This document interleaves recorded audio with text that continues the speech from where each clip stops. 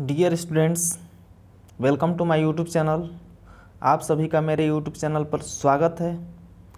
इस वीडियो में मैं आपको water and waste water engineering का जो पहला चैप्टर है इंट्रोडक्शन, उसका कंप्लीट पीडीएफ नोट्स लेके आया हूँ, जिसमें कुछ चीज़ों को मैं समझाते चलूँगा। जो थोड़ी बहुत वीडियो में रह गई हैं उनको मैं आपको बताते हुए आगे बढ़ूँगा। और आपके लिए एक तरह से ये नोट्स भी होगा, जिसका आप स्क्रीनशॉट वगैरह करके और फिर अपने लिए रख लेंगे या फिर बना सकते हैं अपने तरीके से नोट्स इसको देखकर। तो चलिए स्टार्ट करते हैं। और जो लोग इस चैनल पे नए हों, अपने चैनल को सब्सक्राइब कर लें और जितना अधिक से अधिक हो सके शेयर करें और बेल आइकन को प्रेस कर दें, जिससे आने वाले किसी भी नए वीडियो का नोटिफिकेशन आपको मिलता रहे। तो आइए चलते हैं और स्टार्ट करते हैं। और जिनको भी थोड़ी बहुत कहीं समस्या होगी वो पिछला वाला वीडियो इंट्रोडक्शन का देख लेंगे, मैंने उसको बनाया है।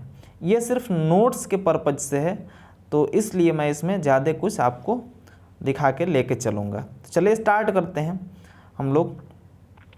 इंट्रोडक्शन में सबसे पहले मैंने वाटर के बारे में आपको बताया भी था। जल के बारे में मैंने आपको बताया था।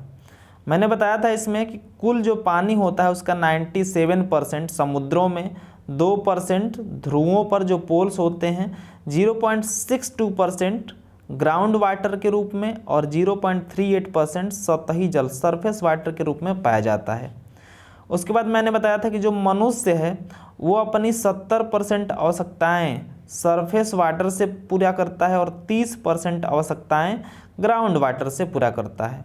और हमारे भारत में 89% जो एग्रीकल्चर में यूज होता है पानी, और 9% घरेलू कार्यों में और 2% उद्योग में, जो इंडस्ट्रीज वगैरह होती हैं वहाँ पे हम लोग क्या करते हैं, यूज़ करते हैं। ये किसका होता है? ग्राउंड वाटर का होता है। किसका? ग्राउंड वाटर का। ये पूरा हम लोग ग्राउंड वाटर का यूज़ करते हैं। ये मैंने यहाँ पे लिखा है भौम जल का 89%। ठीक है। अब उसके बाद दूसरी चीज़ में चलते हैं, वाटर सप्लाई सिस्टम। ये क्या होता है? मैंने आपको इसके बारे में बताया था कि वाटर सप्लाई सिस्टम होता क्या है। तो मैंने बताया था इसमें कि इसमें किया क्या जाता है, लोगों तक पानी को पहुंचाने की जो पूरी प्रक्रिया होती है उसको वाटर सप्लाई सिस्टम बोलते हैं। इसमें स्टार्ट कहाँ से होता है? जो भी घरेलू, सार्वजनिक या व्यावसायिक जो हमारी या औद्योगिक आवश्यकताएं हैं, उनके लिए जो पानी की मांग होती है उसका इवैल्यूएशन किया जाता है। उसके बाद वाटर के जो सोर्सेज होते हैं उनसे उसको प्राप्त किया जाता है और उसके बाद कस्टमर तक पहुंचाने और भंडार करने का जो पूरा कार्य होता है उसे हम लोग क्या बोलते हैं? वाटर सप्लाई सिस्टम बोलते हैं। तो ये आपका जो आप फर्स्ट पूरा ये पीडीएफ है ये कंप्लीट हो गया। आप लोग इसका स्क्रीनशॉट कर लेंगे और उसके बाद मैं अगले नेक्स्ट पेज पे चलूँगा। तो आइए चलते हैं नेक्स्ट पेज पे।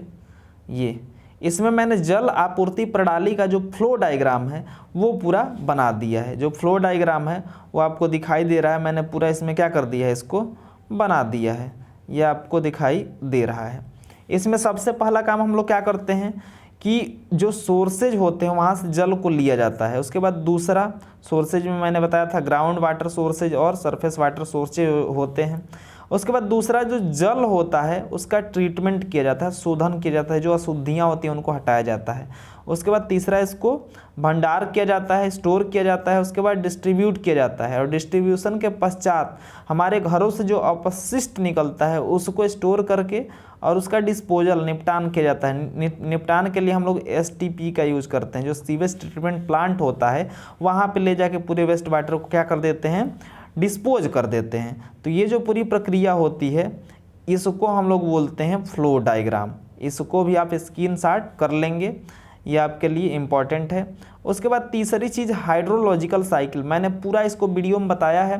पहला और दूसरा जो इंट्रोडक्शन का वीडियो होगा, चैप्टर 1 का इंट्रोडक्शन का जो वीडियो होगा पहला और दूसरा, उसको आप देखेंगे तो आपको पूरा हाइड्रोलॉजिकल साइकिल समझ में आ जाएगा। उसमें मैंने आपको पूरी डिटेल में बताया है कि सबसे पहले क्या होता है, समुद्रों से जल का वाष्पीकरण होता है, वाष्पोत्सर्जन होता है और उसके बाद वही पानी क्या हो जाता है आपका, वही पानी दिखाई नहीं दे रहा है आपको, वही पानी क्या हो जाता है, ये मैं दिखा देता हूँ। ये रहा, ये देखिए, ये सूर्य के प्रकाश के कारण इनका वाष्पीकरण और वाष्पोत्सर्जन होता है और इन्हीं से क्या होता है, बादल बनता है। फिर वहीं बादल बरस जाता है तो रनाफ के रूप में ऊपर पानी जो होता है ये नदियों और समुद्रों में पुनः पहुंच जाता है और कुछ पानी का फिल्ट्रेशन हो जाता है जो ग्राउंड वाटर टेबल में जाके मिल जाता है। कुछ का पर्कुलेशन होता है, इसके बारे में मैंने आपको बताया था कि पर्कुलेशन क्या होता है। तो आइए चलते हैं अब नेक्स्ट पेज पे, इसका भी आप लोग स्क्रीनशॉट कर लेंगे। ये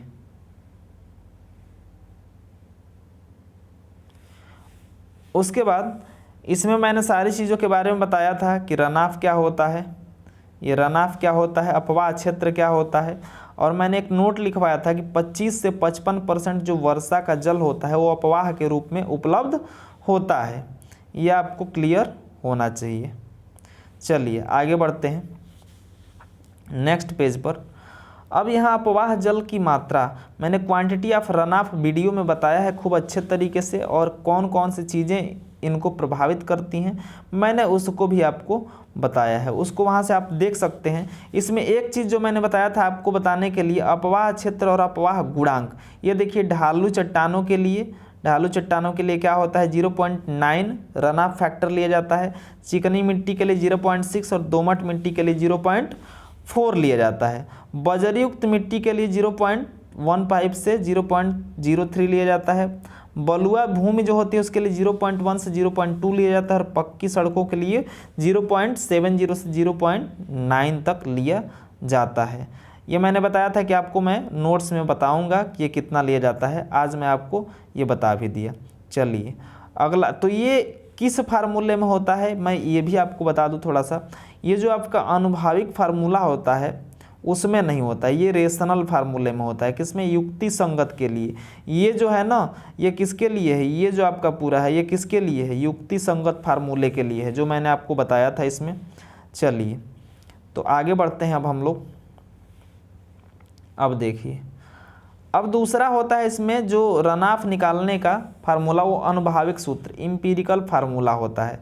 इम्पीरिकल फार्मूला ये मैंने आपको इसके बारे में भी बताया था कि ये क्या होता है, सारी चीज़ें इसमें डिस्चार्ज को मैंने बताया था। इसके लिए ये यहाँ पे दिया गया है, इसमें जो आपका रन ऑफ होता है सी की वैल्यू यहाँ पे समुद्र तट से 80 किलोमीटर की दूरी तक के लिए 6.80 होता है, और समुद्र तट से 80 से 140 किलोमीटर की दूरी तक के लिए इतना होता है 8.40, और पहाड़ी क्षेत्रों के लिए 10 लिया जाता है। किसका, रन ऑफ फैक्टर का मान। किसमें तो ये आपको ध्यान रहे, किसमें, अनुभाविक फार्मूले में जो पहला होता है आपका वो रिव का सूत्र होता है, उसमें ये मैंने दिखाया भी था आपको, जो पहला होता है रिव का सूत्र, और रिव के सूत्र के लिए केवल ये होता है। दूसरा होता है आपका डीकेन फार्मूला। तो जो डीकेन फार्मूला होता है इसमें Q = C m⁴/4 फार्मूला होता है, और इसके लिए भी यहाँ पे आपका दिया गया है तीनों कि ये C के मान कितने होते हैं। इसको आप स्क्रीनशॉट करके क्या कर सकते हैं, लिख सकते हैं। उसके बाद तीसरा होता है इंग्लिश फार्मूला। इंग्लिश फार्मूले में ये फार्मूला मैंने आपको बताया था Q = 124√m - 2.62 और ब्रैकेट में m - 2.59 होता है, और ये किसके लिए होता है, तो सिर्फ 1000 किलोमीटर तक कैचमेंट एरिया के लिए होता है, और जब 1000 किलोमीटर से बड़ा कैचमेंट एरिया हो तो उसके लिए फार्मूला होता है आपका 1.24 m/m + 10.4 होता है। ये 10.4 ये आपके लिए फार्मूला होता है इंग्लिश फार्मूला। और उसके बाद लास्ट आपका एक बच जाता है नवाब जंग बहादुर फार्मूला।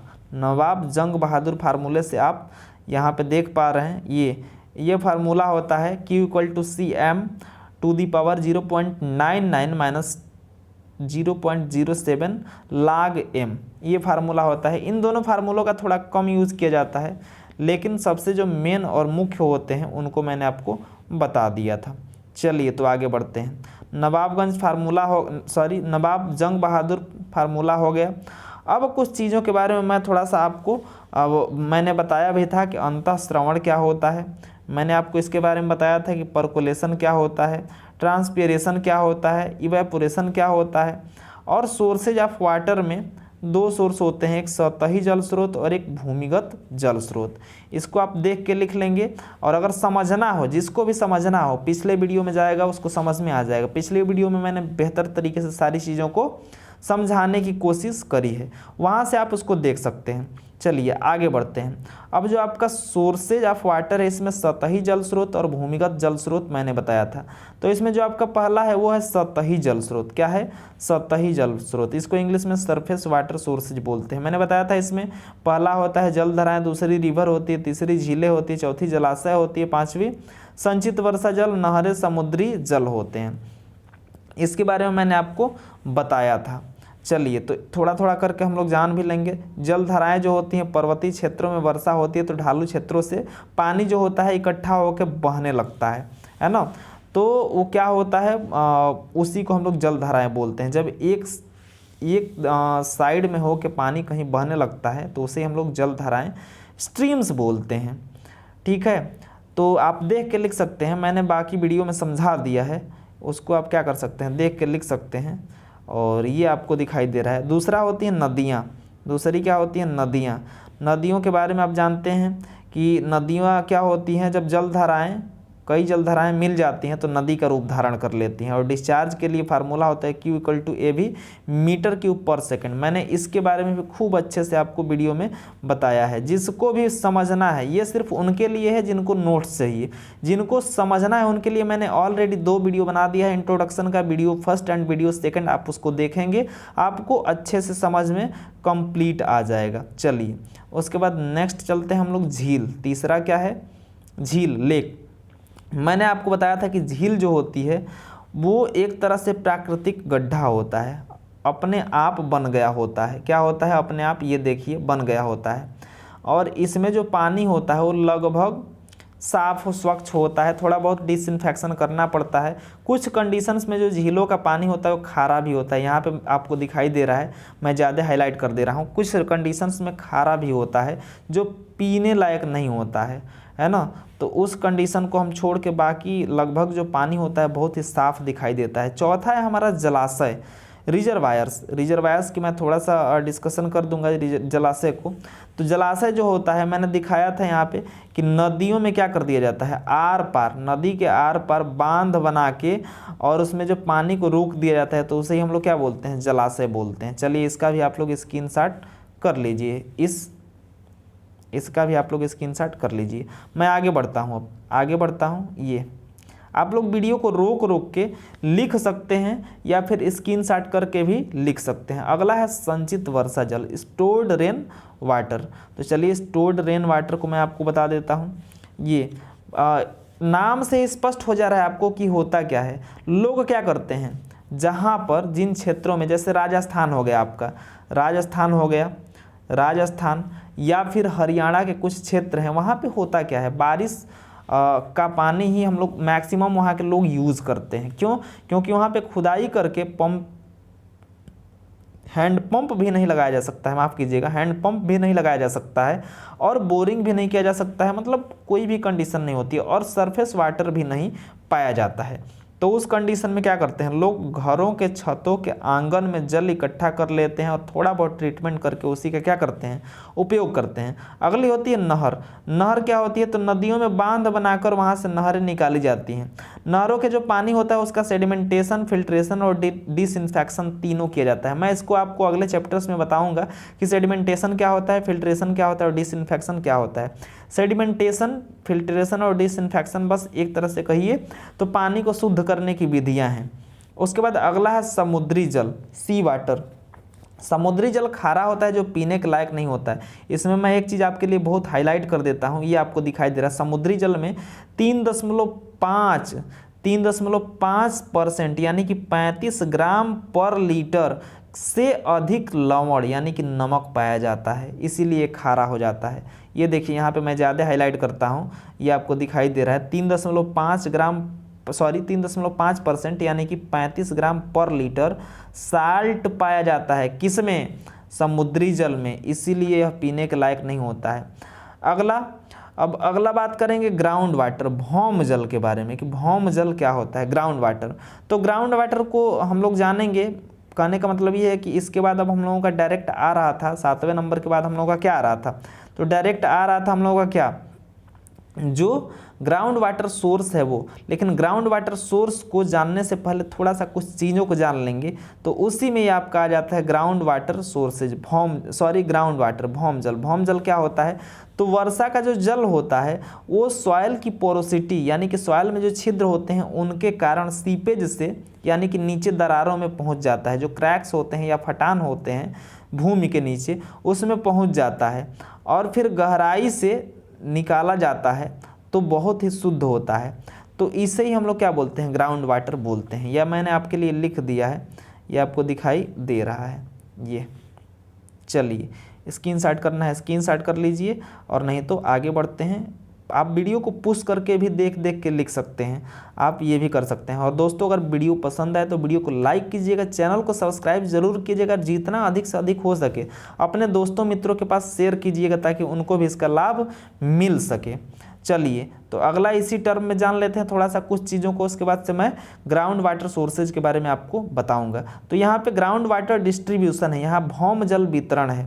मैं इसको भी थोड़ा सा आपके लिए डिस्कस कर दूंगा कि भौम जल का वितरण कैसे होता है। तो जो टोटल पानी हम देखते हैं ना, उसका जो 95% होता है अवसादी, जो सेडिमेंट्री रॉक्स होती हैं उन्हीं में पाया जाता है। जो सेडिमेंट्री रॉक्स होती हैं उसमें 95% पानी पाया जाता है, और ये जो सेडिमेंट्री रॉक्स होती हैं केवल 5% पाई जाती हैं।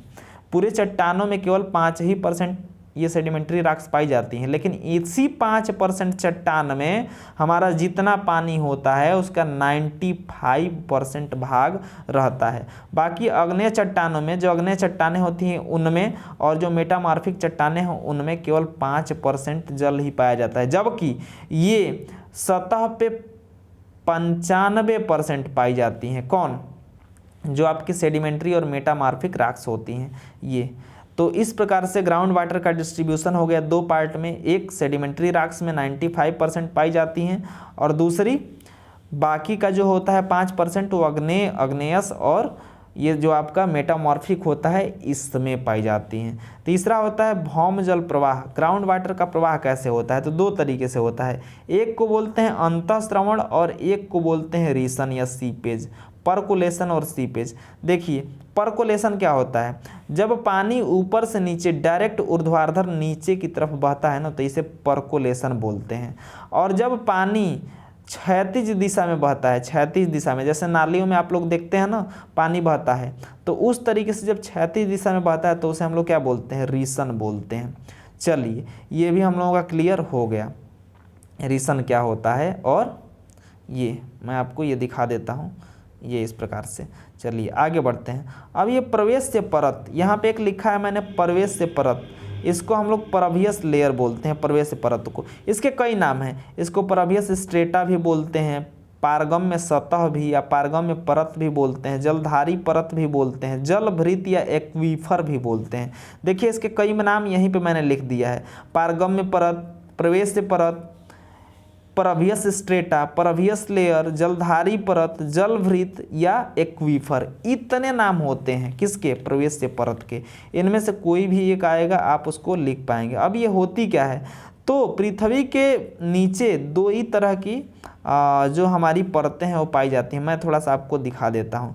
ये आपको दिख रहा है एक फिगर, इस फिगर में आपको दिखाई दे रहा है कुछ, आप देख रहे होंगे। ये देखिए मैंने एक पी लिखा है, पी का मतलब होता है परवियस लेयर या एक्वीफर या जलधारी परत या पारगम्य परत, कुछ भी होता है पी का मतलब। और आई का मतलब होता है इम्परवियस लेयर या एक्विक्ल्यूड भी इसको बोलते हैं, अजलधारी परत या अजलभृत भी बोलते हैं इसको, या अपारगम्य परत भी बोलते हैं। तो ये पृथ्वी पर पूरा ये आपका जो पानी है कुछ इस प्रकार से दिखाई देता है। मैं इसको दिखाता हूँ। ये पी का मतलब एक परवियस लेयर होती है, उसके बाद एक इम्परवियस। पृथ्वी के नीचे आपको दो ही परत दिखाई देती हैं, एक परवियस लेयर एक इम्परवियस, फिर परवियस फिर इम्परवियस फिर परवियस, ऐसे लेयर्स पाई जाती हैं। ठीक है, और ये कहीं ना कहीं ये लास्ट में जाके कहीं ना कहीं क्या होती हैं, पृथ्वी की तरफ सटी हुई होती हैं। ऊपरी हिस्सा इनका पृथ्वी की तरफ खुला होता है। तो जहाँ पर पृथ्वी तल पर खुला होता है, परवियस जो लेयर होती हैं उनका हिस्सा उसी को हम लोग आउटक्रॉप बोलते हैं, उसी को हम लोग क्या बोलते हैं, दृश्यांश बोलते हैं। दृश्यांश किसे बोलते हैं, ये देखिए ये खुला हुआ पोर्शन है जहाँ से पानी इसमें प्रवेश कर रहा है ना। प्रवेश लेयर का वह पोर्शन जहाँ से पानी इसमें प्रवेश कर रहा है, ये भूमि तल पर कहीं ना कहीं उठा है। फिर से एक बार क्या हो गया है, मैं इसको ठीक कर देता हूँ। चलिए मैं इसको ठीक कर देता हूँ, यहीं तक गया है, ज़्यादा दूर नहीं पहुँचा है। ये अच्छी बात है कि ज़्यादा दूर नहीं पहुँचा है। चलिए ठीक है। तो इसे हम लोग क्या बोलते हैं, इसे हम लोग दृश्यांश बोलते हैं, या इसको आउटक्रॉप भी बोलते हैं, जहाँ से जल प्रवेश करता है किस में, इम्परवियस लेयर्स में। ठीक है, ये बार बार गड़बड़ हो जा रहा है, थोड़ा सा मुझे शायद चलाने नहीं आ रहा है, या आप लोग मुझसे बेहतर कर सकते हैं, लेकिन चलिए कोई बात नहीं। इधर देखिए, तो ये जो बारिश होती है इसमें दो ही जो पानी नीचे जाता है इसमें दो ही तरह की लेयर्स पाई जाती हैं, एक परवियस लेयर और एक इम्परवियस। इम्परवियस लेयर को हम लोग अपारगम्य परत, अजलधारी परत, अजलभृत भी बोलते हैं। और वह परत होती है, डिफिनीशन मैंने यहाँ पे लिख दिया तो है, वह परत जिसमें जल कम या बिल्कुल पाया ही नहीं जाता है, उसे अपारगम परत, या तो कम पाया जाता है और नहीं तो पाया ही नहीं जाता है, इसे हम लोग क्या बोलते हैं, अजलधारी या अप्रवेश परत बोलते हैं। मैंने फिगर बना दिया है, आप फिगर देख के क्या कर सकते हैं, इसको ड्रा कर सकते हैं बहुत ही आसानी के साथ। आप स्क्रीनशॉट कर सकते हैं या वीडियो को पुश करके पूरा फिगर बना सकते हैं। चलिए आगे बढ़ते हैं। जलधारी परत, अब जलधारी परत को भी 3 भागों में बांटा गया है, ये आपको यहाँ पर दिखाई दे रहा है। जलधारी परतें भी 3 प्रकार की होती हैं। एक होती है परिरुद्ध, जिसको कन्फाइंड एक्वीफर बोलते हैं। दूसरी होती है अपरिरुद्ध, जिसको अनकन्फाइंड एक्वीफर बोलते हैं। और तीसरी होती है पर्चर्ड, इसको हिंदी में भी पर्चर्ड बोलते हैं और इंग्लिश में भी पर्चर्ड बोलते हैं।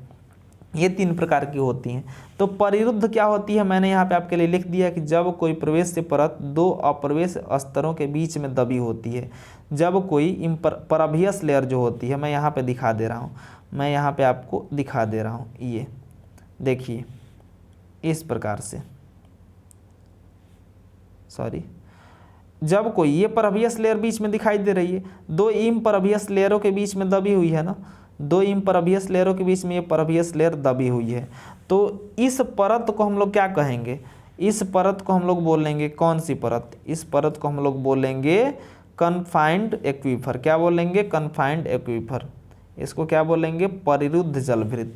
दूसरा होता है अपरिरुद्ध जलभृत।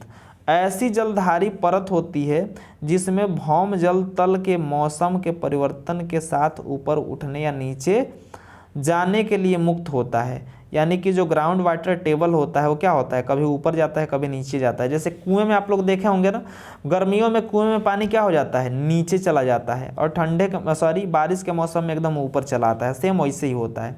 तो इसे अपरिरुद्ध जलभृत या अनकन्फाइंड एक्वीफर बोलते हैं।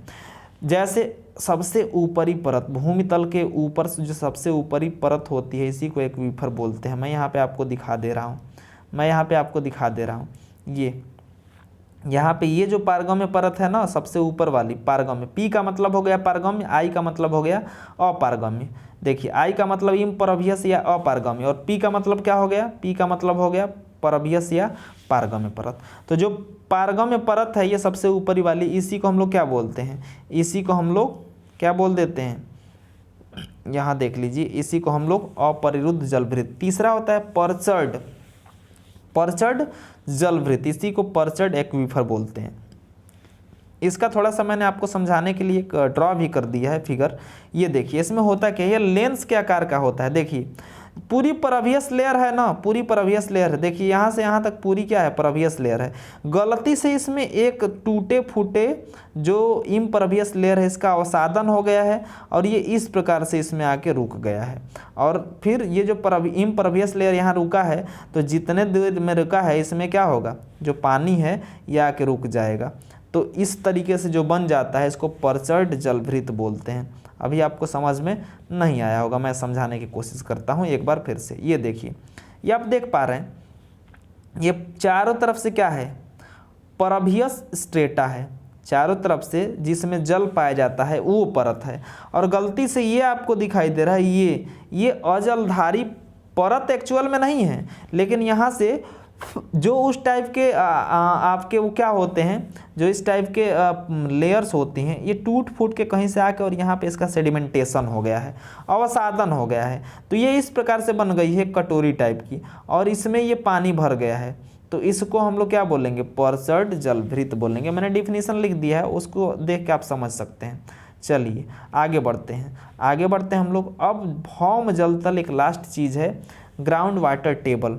तो ग्राउंड वाटर टेबल क्या होता है, मैं आपको इसके बारे में बता देता हूँ। भूमि तल से सटी हुई जो परवियस लेयर होती है, उसकी ऊंचाई, जिस ऊंचाई तक उसमें जल भरा होता है उसे ग्राउंड वाटर टेबल बोलते हैं, है ना। जो सबसे ऊपरी परवियस लेयर होती है उसमें जहाँ तक, जैसे अभी मैं आपको दिखा दूँ, ये इसमें जो सबसे ऊपर वाली परवियस लेयर है, जो सबसे ऊपर वाली ये आपकी परवियस लेयर है, इसमें कहाँ तक पानी भरा हुआ है, जहाँ तक पानी भरा रहेगा जिस ऊंचाई तक, उसी ऊंचाई को हम लोग ग्राउंड वाटर टेबल बोलते हैं, GWT बोलते हैं। क्या बोलते हैं, ग्राउंड वाटर टेबल बोलते हैं। क्लियर है, क्लियर है। ग्राउंड वाटर टेबल वह टेबल होता है जो जहाँ तक ऊंचाई में पहली वाली परवियस लेयर में पानी भरा होता है, तो उसी की ऊंचाई को हम लोग ग्राउंड वाटर टेबल बोलते हैं। ये आपको क्लियर हो गया होगा।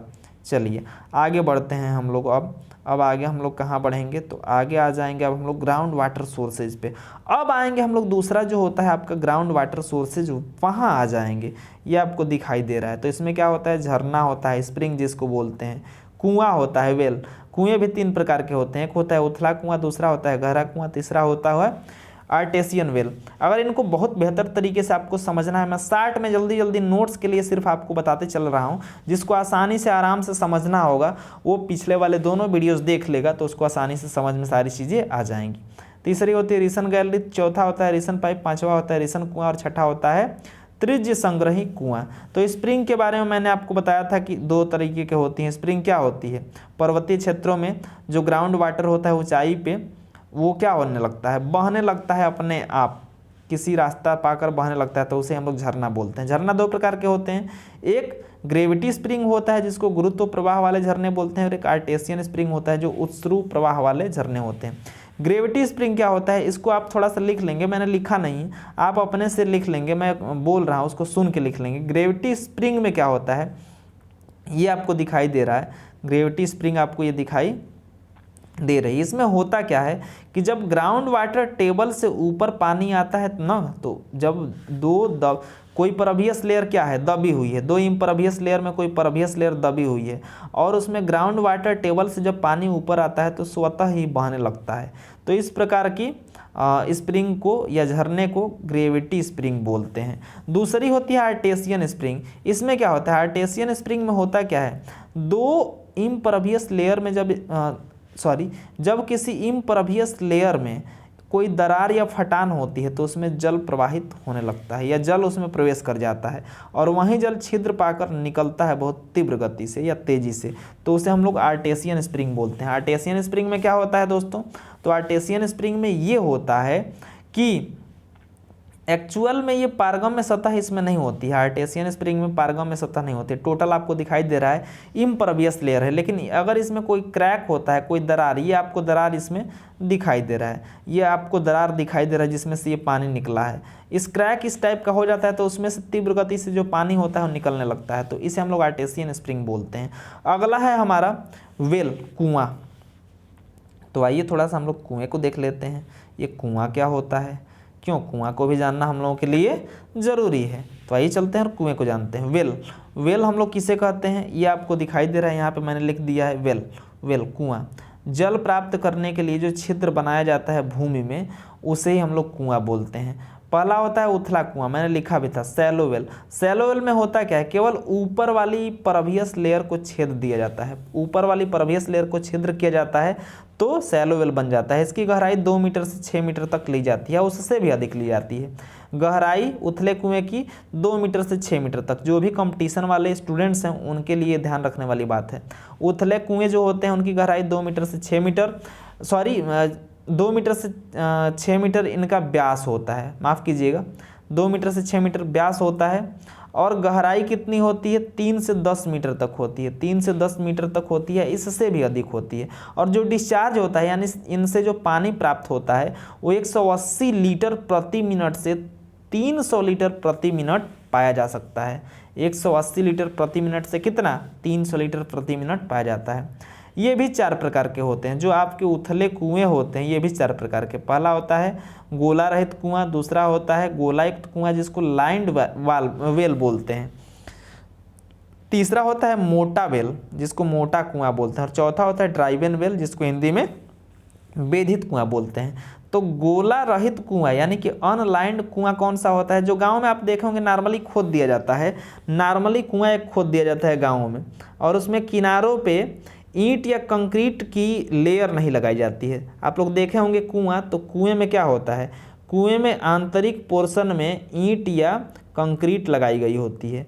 तो वो जिसमें नहीं रहेगा उसे अनलाइंड कुआं बोलते हैं। ये अपने आप ही ढह जाता है और इसकी जो गहराई होती है 7 मीटर से अधिक नहीं रखी जाती है। कितनी मैक्सिमम रखी जाती है, 7 मीटर। 7 मीटर से अधिक इसकी गहराई हम लोग नहीं रखते हैं। क्लियर है।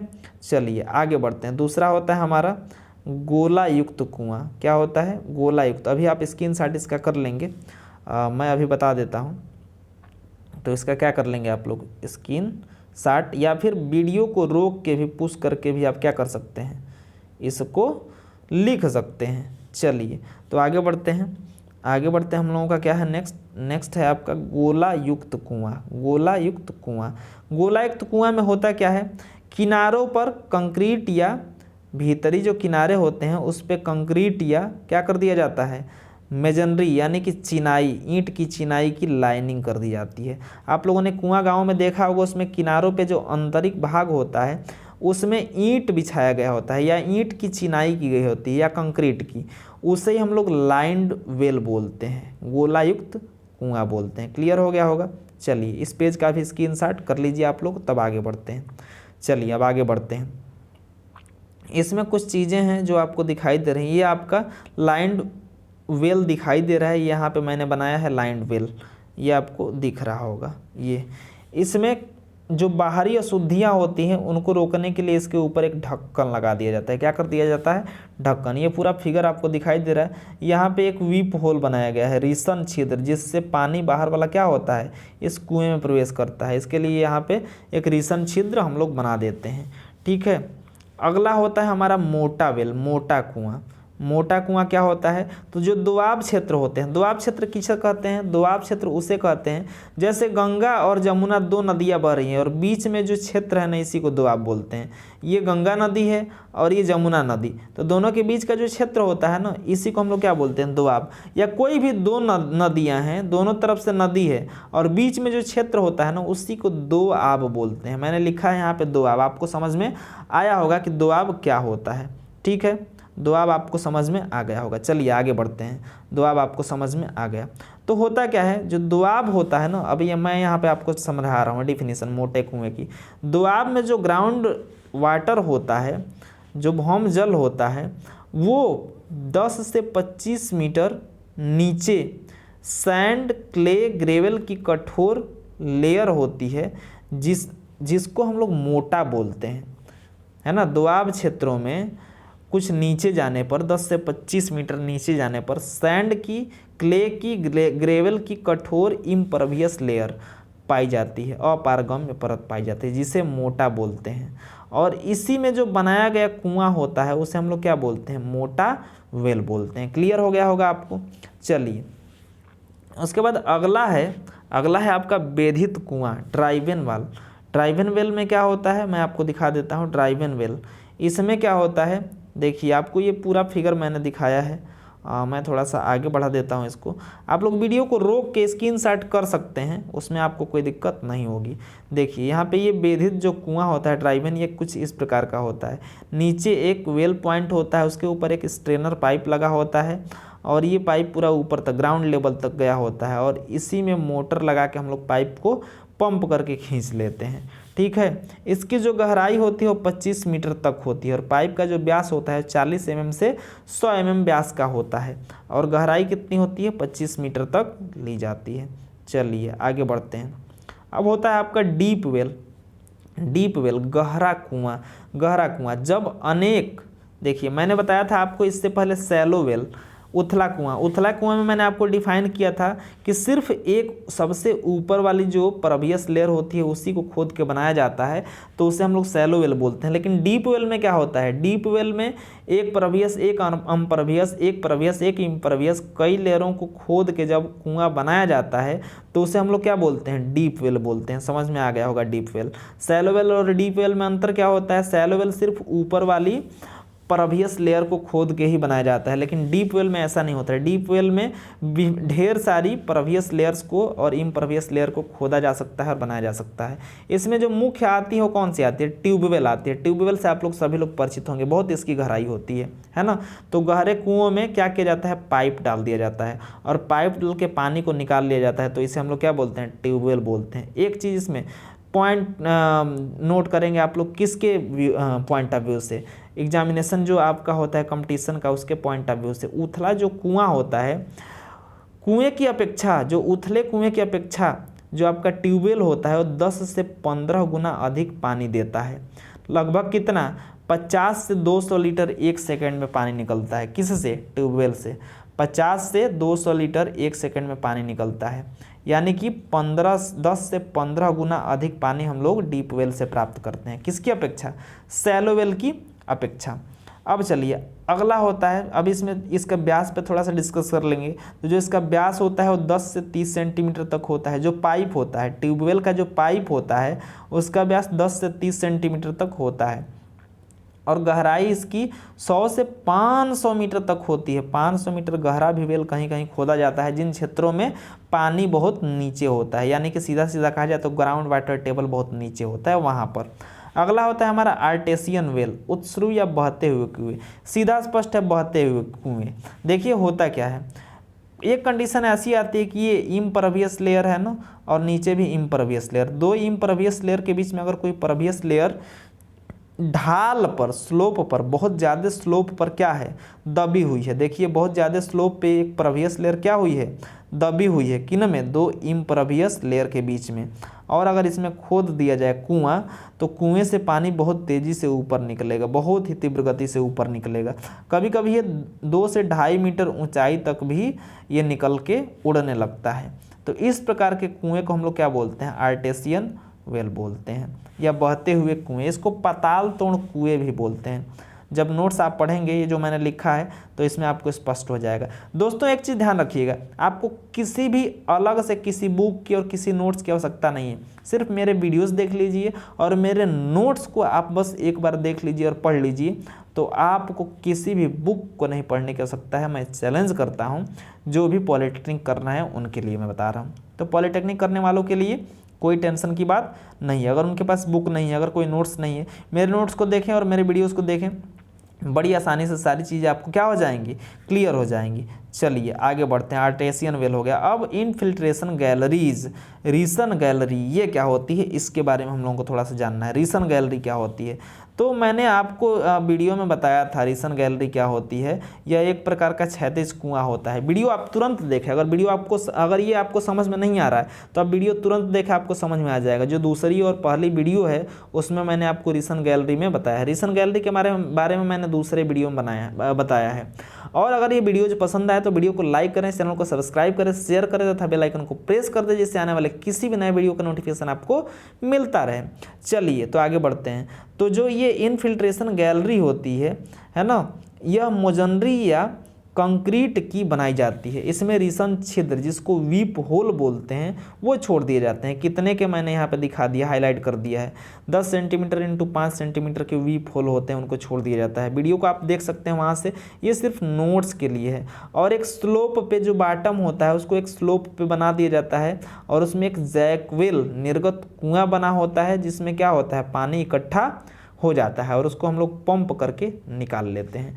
ये आपकी होती है क्या, ये आपकी होती है इनफिल्ट्रेशन गैलरी। सेम उसी प्रकार से काम करने वाला आपका रीसन पाइप भी होता है, इनफिल्ट्रेशन पाइप। इनफिल्ट्रेशन पाइप भी सेम उसी प्रकार से काम करता है। नोट्स में आप जो मैंने लिखा है इसको आप लिख सकते हैं, और बाकी जब समझना है अगर किसी को तो पिछला वाला वीडियो देखे, उसको आसानी से चीज़ें समझ में आ जाएंगी। चलिए आगे बढ़ते हैं। अब रीसन कुआं, इनफिल्ट्रेशन वेल। रीसन कुएँ भी एकदम सेम होते हैं, किसकी तरह, तो जो आपकी इनफिल्ट्रेशन गैलरीज होती हैं, इनफिल्ट्रेशन पाइप होते हैं, सेम वैसे ये भी होते हैं। पानी लेने के लिए ये भी यूज़ किए जाते हैं ज़मीन तल से, ग्राउंड लेवल से। जब बहुत बड़ी मात्रा में पानी की आवश्यकता होती है तो वहाँ पे इनफिल्ट्रेशन वेल की आवश्यकता होती है।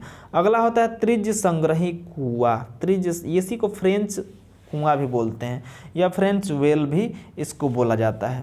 जब बहुत अधिक बड़े क्षेत्र से ग्राउंड वाटर लेना होता है तो इसके लिए फ्रेंच वेल, फ्रेंच कुआं बनाया जाता है। सामान्यतः ये ध्यान देने वाली बात है कंपटीशन के पॉइंट ऑफ व्यू से, 30 से 40 गुना अधिक पानी इससे प्राप्त किया जाता है। किससे? जो आपका त्रिज्य संग्रही कुआं होता है, रेडियल कलेक्टर वेल होता है, 30 से 40 गुना अधिक जल प्राप्त किया जा सकता है। इसका जो डायमीटर होता है वो 3 से 6 मीटर होता है, और कुएं से 5 लाख से 25 लाख लीटर पर घंटे पानी प्राप्त किया जा सकता है। किस कुएं से? फ्रेंच कुएं से। फ्रेंच कुएं से 1 घंटे में 5 लाख लीटर से 25 लाख लीटर तक पानी प्राप्त किया जाता है। समझ लीजिए कितना ये ज़्यादा पानी का डिस्चार्ज करता है या फिर देता है। और इस प्रकार से जो आपका पूरा ये कंप्लीट हो गया आपका जो चैप्टर इंट्रोडक्शन पहला है। और इसके बाद जल्द ही यानी कि कल अगली वीडियो आपको मिलेगी दूसरे चैप्टर की। और इसके साथ जो लोग वीडियो को अभी अंत तक देखें उनको बहुत बहुत धन्यवाद, और मिलते हैं अगले वीडियो में दूसरे चैप्टर के साथ। Thank you. और बेल आइकन को प्रेस कर दीजिएगा अगर नहीं किया है तो, ताकि आपको आने वाले और भी वीडियोस का नोटिफिकेशन मिलता रहे। और शेयर अधिक से अधिक कीजिएगा अगर आपने सब्सक्राइब किया है तो। अगर कोई नया है इस पे चैनल पे तो चैनल को सब्सक्राइब ज़रूर करेगा और बेल आइकन को भी प्रेस कर देगा। और बाकी लोगों से भी रिक्वेस्ट है चैनल को अधिक से अधिक शेयर करें, ताकि और लोगों को भी इसका फ़ायदा हो जो अभी आपके मित्र दोस्त हैं उनको भी। तो थैंक यू, मिलते हैं नेक्स्ट वीडियो में।